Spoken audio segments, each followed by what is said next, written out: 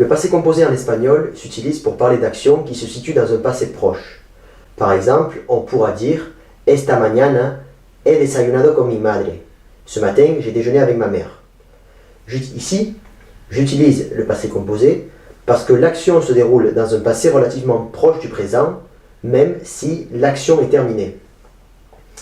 On l'utilise aussi pour parler d'actions qui ont commencé dans un passé plus ou moins proche et qui continuent d'avoir un lien ou des conséquences sur le présent.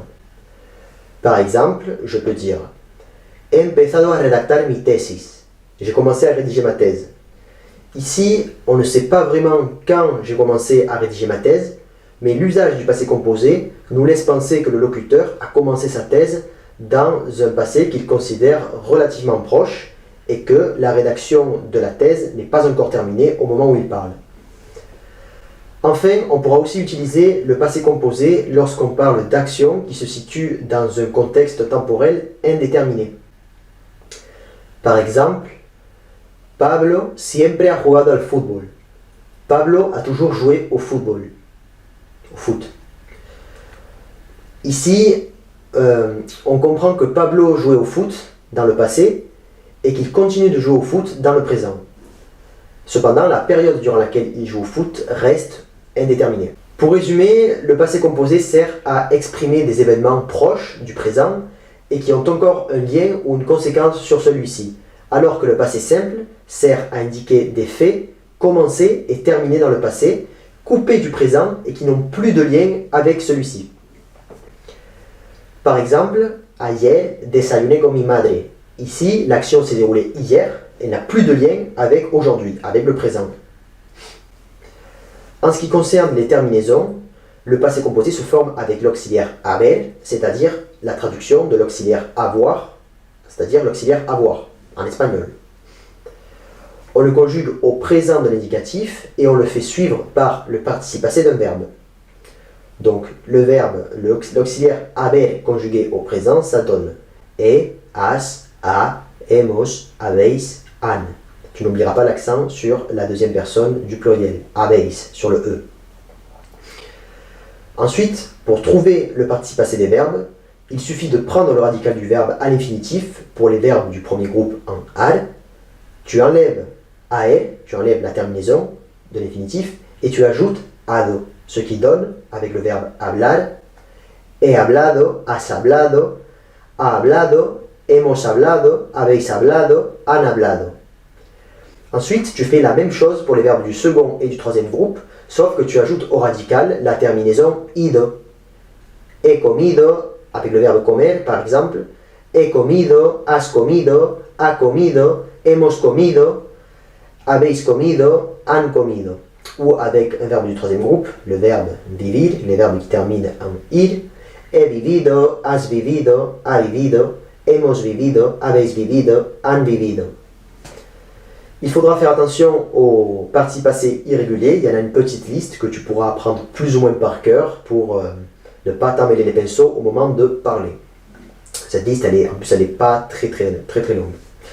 Donc, il y a abrir qui donne abierto, cubrir, cubierto, decir, dicho, escribir, escrito, hacer, hecho, morir, morir, muerto, poner, puesto, resolver, resuelto, romper, roto, satisfacer, satisfecho, ver, visto, volver, vuelto. Il y a aussi des verbes composés qui reprennent certains des verbes que je viens de te dire précédemment et qui donc reprennent les mêmes irrégularités.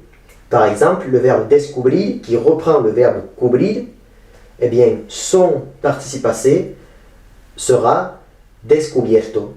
Et dans descubierto, on se rend compte qu'on retrouve le cubierto du verbe cubrir. Pareil pour le verbe deshacer. Dans deshacer, on retrouve le verbe hacer. Et le participe passé du verbe deshacer, c'est deshecho. Dans deshecho, on retrouve hecho, le participe passé irrégulier du verbe hacer. Avant de te laisser, je voulais te faire quelques remarques sur le passé composé en espagnol. Donc, le seul auxiliaire qui est valable en espagnol, le seul auxiliaire, c'est l'auxiliaire haber, c'est-à-dire l'auxiliaire avoir.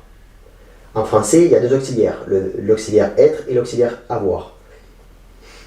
En, en français, par exemple, on dira « Ce matin, je suis parti au collège. Je suis parti. » Mais en espagnol, on dira « Esta mañana me he ido al instituto. » Même ici, on traduira l'auxiliaire être du français par l'auxiliaire avoir de l'espagnol. Le seul auxiliaire valable. On retrouvera ce même auxiliaire dans les autres temps composés, par exemple le plus que parfait, le passé antérieur. Autre différence avec le français, c'est que les participes passés espagnols sont toujours invariables. En français, on dira « les femmes sont allées manger ». Ici, le participe passé « aller » s'accorde en genre et en nombre avec le sujet, les femmes.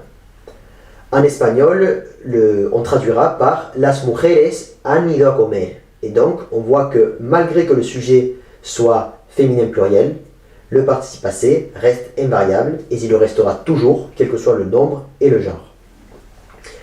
Par contre, il ne faut pas confondre un participe passé dans un passé composé et un participe passé qui fait office d'adjectif, parce que dans ce cas, il faudra l'accorder avec le nom auquel il se rapporte. Par exemple, la puerta está abierta. La puerta está abierta. Dans ce cas-là, il ne s'agit pas d'un passé composé car abierta est un adjectif qualificatif qui se rapporte au nom féminin singulier puerta. Enfin, je voulais te faire une dernière remarque sur les différences entre le passé composé espagnol et le passé composé français. C'est que l'auxiliaire ne se sépare jamais de son participe en espagnol. Par exemple, en français, on pourra dire « Je n'ai jamais visité le Prado ».